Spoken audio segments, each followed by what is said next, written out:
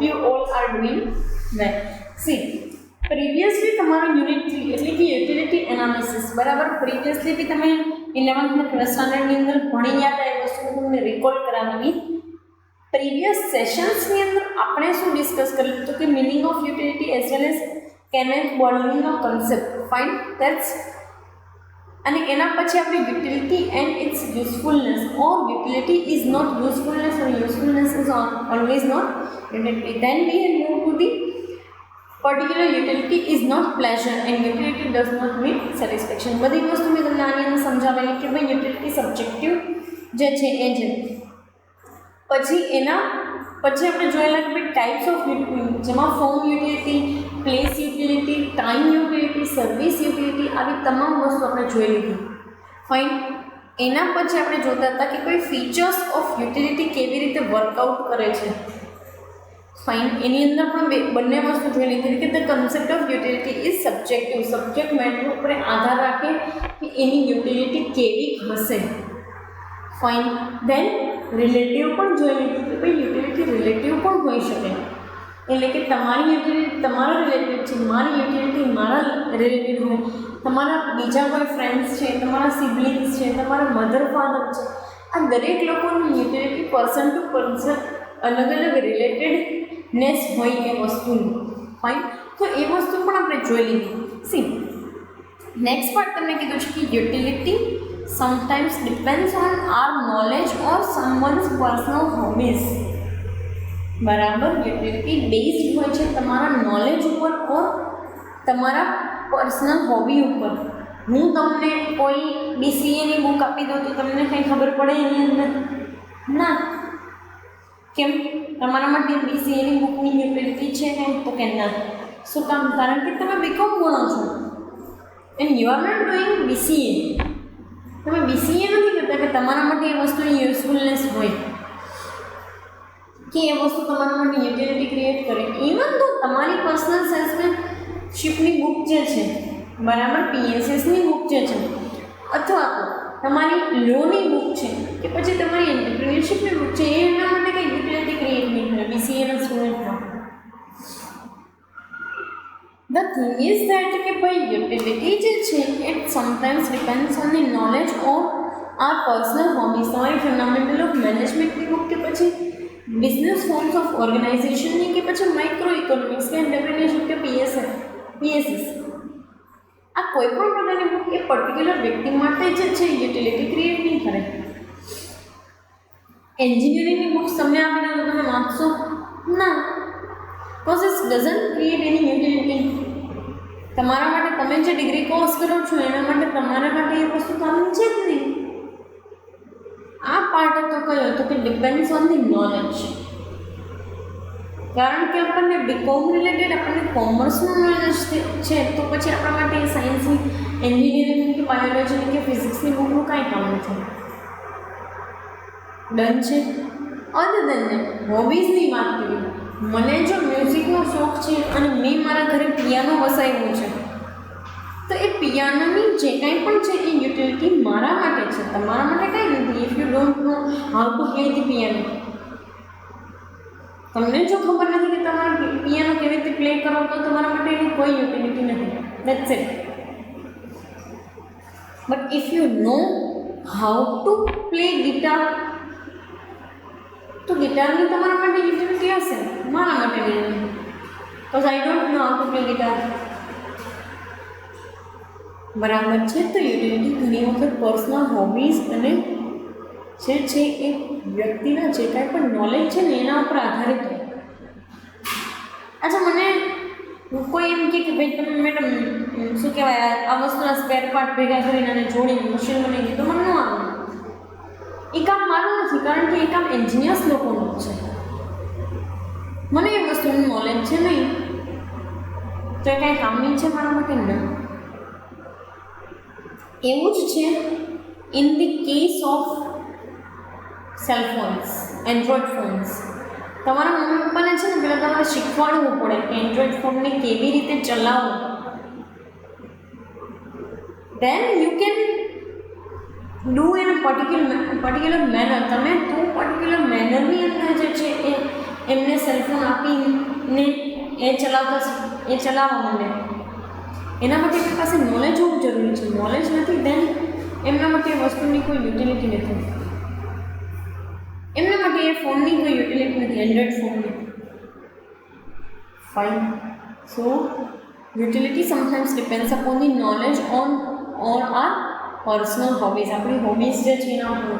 ઘણાને પેઇન્ટિંગનો બહુ શોખ હોય, એટલા પેઇન્ટિંગ કરવા સરસ સરસ વસાવેલા હોય અને કેનવાસ ઉપર પેઇન્ટિંગ કરતા હોય લોકો. આ શું છે? એમના શોખની વસ્તુ છે, એમના હોબી છે એમની વસ્તુ. તો એમના માટે એની યુટિલિટી છે, તમારા માટે કાંઈ નથી. Fine. So that is the thing. Next તમને કીધું છે ફીચર્સ તરીકે યુટિલિટી રિમેન્સ ન્યુટ્રલ. ન્યુટ્રલ એટલે કેવું? તો કે નહીં આ બાજુ કે નહીં આ બાજુ. એક વસ્તુની અંદર સ્ટેટિક ફોર્મેટની અંદર હોય, વારે ચેન્જ ન થતું હોય. હવે આ લોકો એમ કહે છે કે યુટિલિટી રિમેન્સ ન્યુટ્રલ, એવું એના ફીચર્સની અંદર કહે છે. પણ મારું એમાં કોન્ટ્રાડિક્શન છે કે utility never remains neutral. Utility ક્યારેય કોઈ એક જગ્યાએ ન રહી શકતી હોય. શું કામ? કોઈ તટસ્થ ન રહી શકે. ન્યુટ્રલ સિચ્યુએશન એટલે તટસ્થ ન રહી શકે. શું કામ? કારણ કે આજે આપણી વસ્તુ માટેની જે છે એ સેટિસ્ફેક્શન અલગ રીતે આપણે ગેઇન થાય, કાલે કોઈ વસ્તુ માટે અલગ રીતે ગેઇન કરે. So how can we say that utility remains neutral? Utility તટસ્થ હોય એવું આપણે કેમ કહી શકીએ? ભલે આ લોકોએ તમને કેરેક્ટરિસ્ટિક ઓર ફીચરની અંદર આપેલું છે, but I don't have contradiction regarding this. કારણ કે ઘણી વખત કેવું હોય તો કે તમે સવારે બ્રેકફાસ્ટની અંદર સારું બ્રેકફાસ્ટ કર્યું છે, તો બપોરે તમારે જમવાની જે છે ને એ તમારી કેપેસિટી થોડી ઘટી જાય. તમે 4ના બદલે 3 રોટલી ખાઓ, બરાબર. ક્યારેક એવું બને કે તમે બપોરે વધારે જમી લીધું છે તો રાત્રે તમને જમવાની કોઈ ઈચ્છા જ ન હોય, તો તમે નથી જમતા. How can we say that કે એટ અ ટાઈમ આપણી ખાવાની યુટિલિટી જે છે એ જમવાની કોઈ વસ્તુ જે છે એમાંથી મળતી યુટિલિટી એક જ જેવી હોય? ના, એવું ના કહી શકે. કોઈ વસ્તુમાંથી મળતી પણ યુટિલિટી એક જ જેવી ના. સમજો ને, ઘણી વખત જોજો તમે એકના એક ચપ્પલ પહેરીને છે ને બોર થઈ જાય, પણ ચપ્પલ તૂટે કે ન તૂટે તમે એને પહેરવાનું બંધ કરી દો છો. Why? Enough utility you have created from that particular thing. તમને એ વસ્તુમાંથી ઇનફ યુટિલિટી ક્રિએટ થઈ ગઈ છે. That's why. એટલા માટે. ફાઇન. સો થોડુંક કોન્ટ્રાડિક્શન છે. હા, એક વસ્તુ છે કે તમારો ખોરાક જે છે એ ડેઇલી બેઝિસ ઉપર 3 to 4 રોટીઝ નો જ હોય. In that terms it can be, we can treat this utility as neutral. But on a day-to-day basis, utility can never be neutral.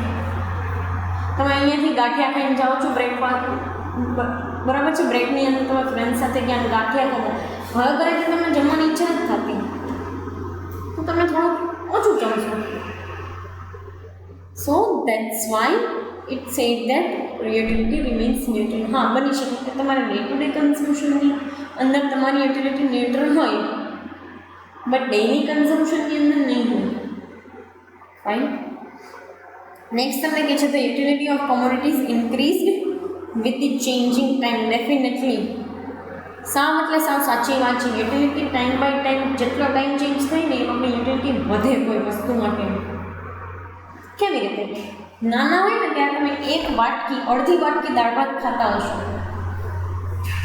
જે તમારું આઈ થિંક લંચ હોય, નાની એવી થોડું ગમતું અડધી એવી નાની એવી રોટલી કામ, અડધી એવી કે અડધાની અડધી એટલી તમે ભાખરી ખાતા હશો કે કાંઈ ખીચડી ખાતા હશો. આવું તમારું ડિનરનું હોય. હવે તમારે સંપૂર્ણ એક આખી પ્લેટ જોઈએ જમવા માટે. નાના હોય ત્યારે કપડાની સાઈઝ આવડી નથી હોય. અત્યારે તો તમે તમારા ક્લોધિંગ જે છે તમારી મરજી મુજબ ચૂઝ કરતા હો, તમારી સાઇઝને તમારા body type structure according to. So now it increase. Shoe size આપણે નાના આવડી નથી. હવે 8 નંબરના, 9 નંબરના, 10 નંબરના, 7 નંબરના, 5 નંબરના, 6 નંબરના નંબર વાઇઝ આપણે શૂઝ ચૂઝ કરતા હોય.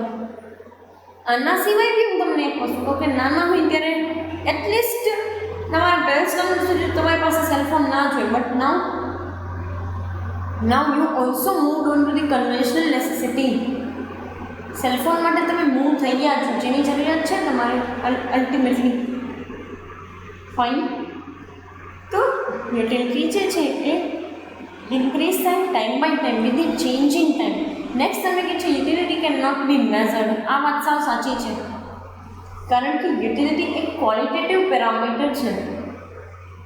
તમે એને ક્યારેક મેઝર ના કરી શકો. ક્વોલિટેટિવ વસ્તુ તમે મેઝર કરી શકો, કોઈને તમે કહી શકો તારામાં 5 બુદ્ધિ છે, તારામાં 10 રૂપિયા જેટલી બુદ્ધિ છે. ના, તમે કોઈને એવું કહી શકો કે તમે તું 10 જેટલો હોશિયાર છો, 10 હોશિયાર, તું 20 જેટલો હોશિયાર છો. ન કહી શકીએ. શું કામ ન કહી શકીએ? કારણ કે યુટિલિટી જે છે એ ક્વોલિટેટિવ પેરામીટર છે. તમે કોઈ ક્વોલિટીને numbers in terms of numbers તમે મેઝર ના કરી શકો, માપી ન શકો એ વસ્તુને. ફાઇન. સો એ વેની અંદર કહે છે કે utility can not be measured in terms of money or in terms of numbers. Fine. અહીંયા તમારા ફીચર્સ જે છે, ફીચર્સ ઓફ ધી યુટિલિટી એ કમ્પ્લીટ થાય છે. હવે નેક્સ્ટ છે ને હું તમને અમુક અઝમ્પશન સમજાવું છું, જેના લીધે યુટિલિટીનો કોન્સેપ્ટ સાચો સાબિત થાય છે. C this are the અઝમ્પશન્સ. હા, પ્લીઝ. એ રિગાર્ડિંગ હું તમને કહી દઉં છું કે આ અઝમ્પશન છે, કોઈ રિયાલિટી નથી. અઝમ્પશન એટલે શું હોય તો એ પૂર્વધારણા. તમે આની પહેલાં પણ થિયરીઝ અમુક ભણ્યા હશો, બરાબર? એ થિયરીની અંદર પૂર્વધારણાઓ આવતી હોય. પૂર્વધારણા એટલે શું? તો કે આપણે આ વસ્તુ ધારી લીધી ને એના ઉપરથી સાચી સાબિત કરીએ છીએ, બરાબર? તો these are the assumptions of utility. પહેલું જ તમને કીધું છે utility is quantifiable and measurable. અહીંયા તમને કહી દીધું કે યુટિલિટીનો ફીચર છે કે utility can not be measure. તો આપણે એને મેઝર કરવા માટે આ વસ્તુની અઝમ્પશન કરવી બહુ જરૂરી છે કે યુટિલિટી ક્વોન્ટિફિએબલ છે અને મેઝરેબલ પણ છે. એટલે કે યુટિલિટી જે છે એને quantity in terms of quantity 5, 10, 20, 25, 30, 40, 100, 2,000, 10,000, 5,000, 10,000, 20,000, lakh, 2 lakh આની અંદર આપણે મેઝર કરી શકીએ એવું આ લોકોનું કહેવું છે. They are saying that utility is quantifiable. ક્વોન્ટિફિએબલ એટલે તમે એને in terms of quantity measure કરી શકો. 100 ગ્રામ, 200 ગ્રામ, 300 ગ્રામ, 400 ગ્રામ, 500 ગ્રામ.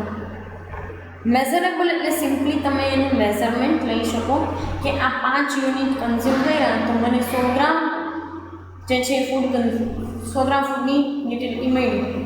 10 યુનિટ કન્ઝ્યુમ કર્યા તો એટલી, 20 યુનિટ કન્ઝ્યુમ કર્યા તો એટલી. ફાઇન.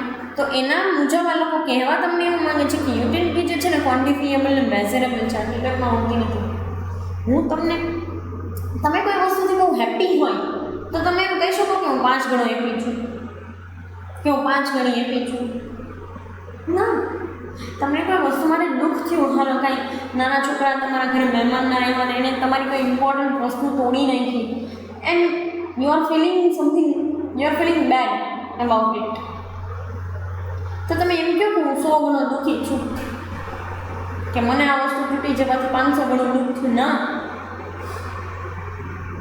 તમે કોઈ વસ્તુ માટે તમે ફૂડ કન્ઝ્યુમ કરો છો તો એમ કે આપણે એમ કહીએ કે ના બહુ સરસ હતું અને મને મજા આવી, મને બહુ આનંદ થયો આ ફૂડ ખાઈને, એવું તમે કહો. પણ એમ કહો કે મારે 5 ગણો જ આનંદ થયો, મને 10 ગણો આનંદ થયો, 100 ગણો આનંદ થયો મને. ના, never. We can't measure utility or pleasure or something એને in terms of quantifiable or in terms of numbers.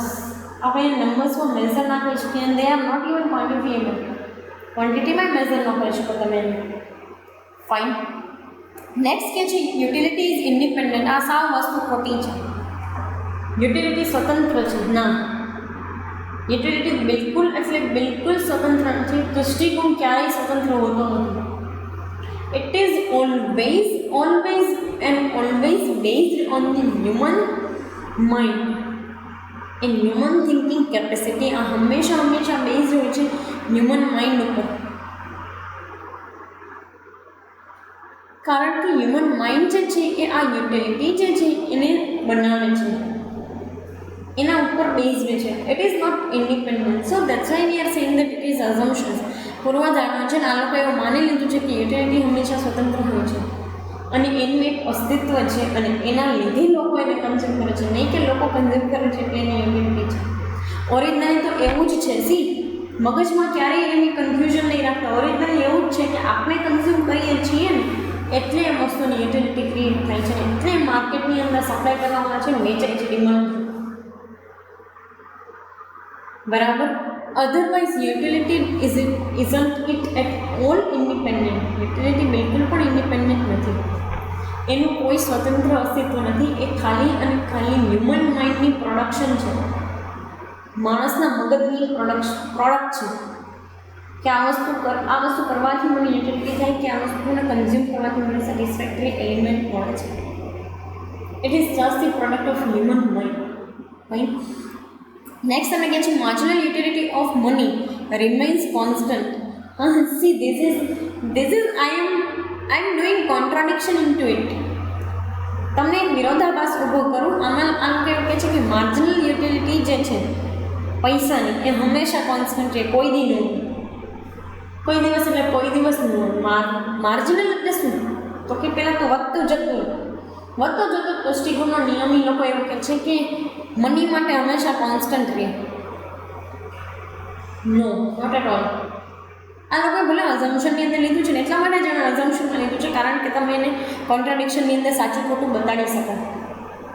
C, પૈસા તમે કમાવો ને એટલે ક્યારે એવું ન હોય કે તમને એટલા પૈસાથી સંતુષ્ટિ થઈ થાય. કોઈ દી તમને 500 રૂપિયા કોઈ આપ્યા હોય ને માર્કેટમાં તમે જાઓ છો તો તમે કોઈ 600-700ની વસ્તુ જુઓ છો તો તમને 500થી સેટિસ્ફેક્શન થશે ના. You have to earn more and મોર. અને માણસ આખી જિંદગી છે ને, ચોખ્ખું કહું ને તો પૈસા માટે જ એફર્ટ્સ કરતો હોય છે. અહીંયાથી પૈસા કમાઈ લો, ત્યાંથી કમાઈ લો, આ વસ્તુ લઈ લો, તે વસ્તુ લઈ લો. અને એ પૈસા કમાવા it is the normal human tendency. It is are normal human psychology. કારણ કે આપણે કોઈ વસ્તુ યુઝ કરીએ છીએ એના કરતાં એડવાન્સ વસ્તુ આપણે જોઈતી હોય તો પૈસા નાખવા જ પડે. We have to spend some money in order to improve our living standard, in order to improve our status, and in order to improve our way of living. એ બધી વસ્તુ કરવા માટે જે છે ને એ આપણે જોઈએ જ આ પૈસા. ફાઇન.